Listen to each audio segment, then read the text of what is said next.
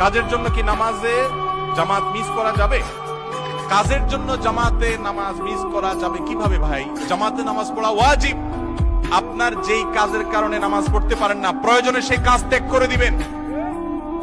আমাদের অনেক প্রবাসী ভাইরা প্রশ্ন করে, ভাই এমন কোম্পানির ডিউটি করে জুমা ছুটি দেয় না, সারা বছর একই সিস্টেম।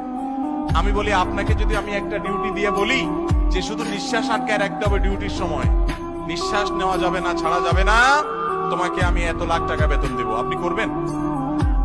যদি নিঃশ্বাসই আটকা রাখলে তো মরে যাবো, আমার বেতন দিয়ে কি করবো? ইমানদারের কাছে নামাজটা সেরকম, যে টাকা কামাই পরে নামাজ যদি পড়তে পারি আলহামদুলিল্লাহ, না হলে কোম্পানি চেঞ্জ, চাকরি চেঞ্জ। আল্লাহ তাআলা আমাদের বোঝার তৌফিক দান করুন।